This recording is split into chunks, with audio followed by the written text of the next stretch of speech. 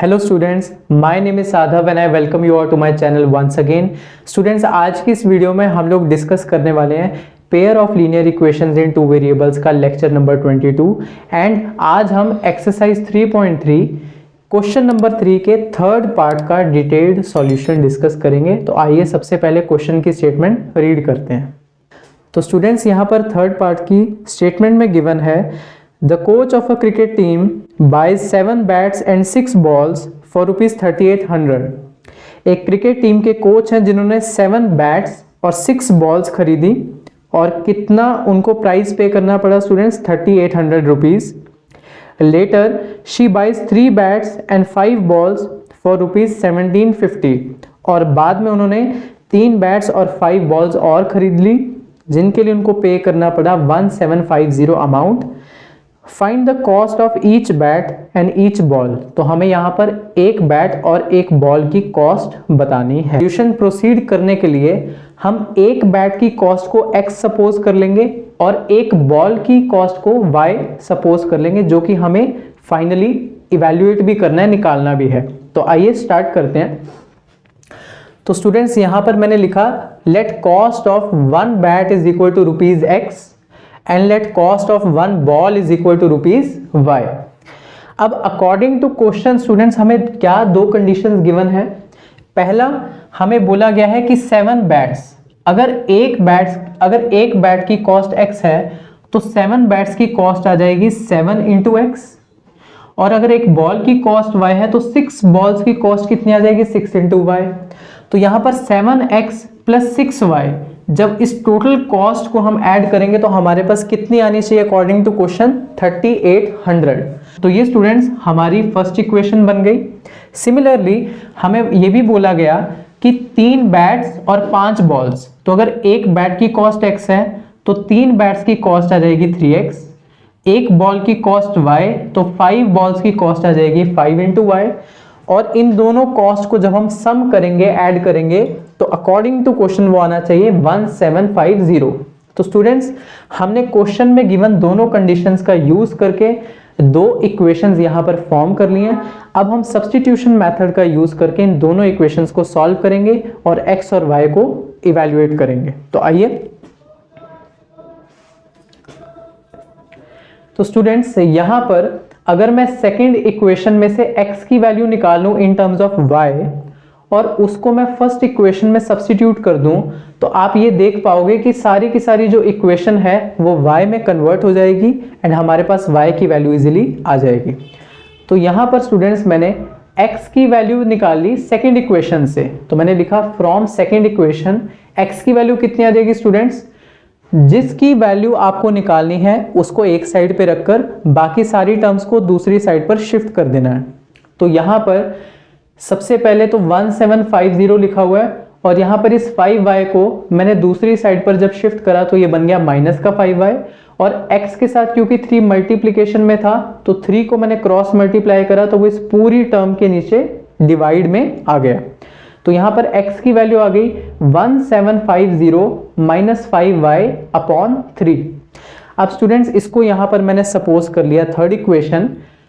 अब मैंने लिखा putting this value of x, ये जो भी x की वैल्यू आपने निकाली है ना इन टर्म्स ऑफ y, इसको आप फर्स्ट इक्वेशन में यहां पर सब्स्टिट्यूट कर देंगे। ठीक है, तो यहां पर 7 के साथ में मल्टीप्लाई हो रहा है x, तो इस x की जगह पर मैं इस पूरे एक्सप्रेशन को सब्स्टिट्यूट कर दूंगा। तो 7 के साथ में आ जाएगा 1750 माइनस 5y डिवाइडेड बाई 3, ये सेम एक्सप्रेशन यहां पर आ गया, plus 6y is equal to 3800, plus 6y is equal to 3800 यहां पर एज इट इज आ गया। अब स्टूडेंट्स, ये सारी इक्वेशन एक वेरिएबल में आ चुकी है। अब यहां से y की वैल्यू को सिंपली हमें फाइंड करना है। स्टूडेंट्स, जब मैं 7 को अंदर मल्टीप्लाई करूंगा तो 7 इंटू 1750 ये बन जाएगा 12250। आप मल्टीप्लाई करके देखना। सिमिलरली जब आप 7 को 5 से मल्टीप्लाई करोगे तो ये बनेगा 35y, और क्योंकि नेगेटिव साइन है तो यहाँ पर माइनस 35y आ जाएगा। अपॉन में 3 तो यहाँ पर ऑलरेडी था ही। अब यहाँ पर 6y इज इक्वल टू 3800 को मैंने एज इट इज लिखा। अब यहाँ पर क्योंकि डिनोमिनेटर में 3 है और 6y के नीचे कुछ नहीं लिखा, मतलब डिनोमिनेटर में 1 है। तो 3 और 1 का अब यहाँ पर हम लोग एलसीएम लेंगे, तो इसको मैंने यहाँ पर लिखा हुआ है। जब आप 3 और 1 का एलसीएम लेंगे तो स्टूडेंट्स यहाँ पर एलसीएम आ जाएगा 3। अब 3 को मैं किससे मल्टीप्लाई करूँ कि 3 आ जाए, तो यहाँ पर आ जाएगा 1, मुझे 1 से मल्टीप्लाई करना पड़ेगा। और 1 को किससे मल्टीप्लाई करूँ कि यहाँ पर 3 आ जाए, तो यहाँ पर मुझे 3 से मल्टीप्लाई करना पड़ेगा। तो इस पूरे एक्सप्रेशन को 1 से मल्टीप्लाई करने पर कोई भी फर्क नहीं पड़ेगा। तो ये चीज़ एज इट इज़ मैंने यहाँ पर लिख दी। और 6y को जब आप 3 से मल्टीप्लाई करोगे तो आ जाएगा 18y, और प्लस 18y को मैंने स्टूडेंट्स यहाँ पर लिख दिया। डिनोमिनेटर में एज एलसीएम हमारे पास 3 आया था, वो यहाँ पर मैंने लिखा हुआ है, इज इक्वल टू 3800 जो यहाँ पर लिखा था। अब स्टूडेंट्स मैं इस 3 को क्रॉस मल्टीप्लाई करूंगा तो 3800 के साथ ये 3 मल्टीप्लाई में चला जाएगा। तो यहाँ पर 12250 एज इट इज लिखा।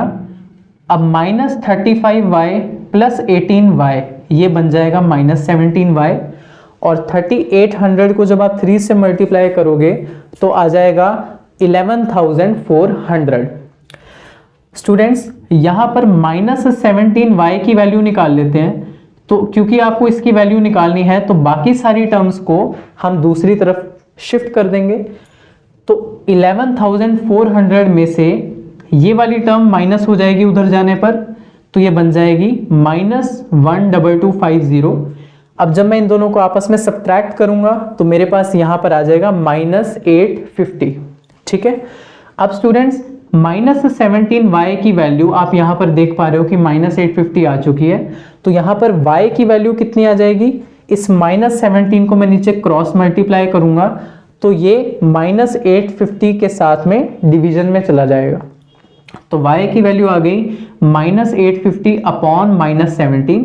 ये माइनस और ये माइनस यहाँ पर ये कैंसिल आउट हो जाएंगे, और हमें पता है कि 17 5 होता है 85, तो यहाँ पर आंसर आ जाएगा y की वैल्यू 50। तो स्टूडेंट्स यहाँ पर एक वेरिएबल की वैल्यू आ चुकी है, अब दूसरे वेरिएबल की वैल्यू को फाइंड करेंगे। तो स्टूडेंट्स इस y की वैल्यू को अगर मैं यहाँ पर पुट कर दूंगा इक्वेशन नंबर 3 में, तो आप देख पा रहे हो कि यहाँ पर x के लिए मेरे पास आंसर आ जाएगा। तो मैंने लिखा putting this value of y in third equation, तो उस y की वैल्यू को मैं यहाँ पर अब सब्स्टिट्यूट करूंगा। तो x किसके इक्वल है, 1750 माइनस 5 इंटू वाई, तो माइनस 5 इंटू वाई की जगह पर आ जाएगा 50 अपॉन में 3 एज इट इज आ गया। अब स्टूडेंट्स ये बन जाएगा 1750 माइनस 5 इंटू 50 कितना हो जाएगा, माइनस 250, क्योंकि यहाँ पर माइनस साइन था तो यहाँ पर माइनस का 250 आ रहा है। अब 1750 में से जब आप 250 सब्ट्रैक्ट करोगे तो आ जाएगा 1500, और 1500 अपॉन 3 आ जाएगा स्टूडेंट्स 500। तो यहाँ पर x की मेरे पास आंसर कितना आ जाएगा, 500। तो यहाँ पर हमारे पास x और y दोनों की वैल्यूज आ चुकी हैं, तो हमारा आंसर भी आ चुका है। तो आज की इस वीडियो में फिलहाल बस इतना ही। आई होप आपको आज का लेक्चर अच्छे से समझ में आया होगा। अगर कोई भी डाउट है तो नीचे कमेंट सेक्शन में ड्रॉप करना, हमारी टीम आपको डेफिनेटली रिप्लाई देगी। एंड जाने से पहले इस वीडियो को लाइक और चैनल को सब्सक्राइब ज़रूर करते जाना, ताकि आपको आने वाले वीडियोज़ देखने को मिलते रहें।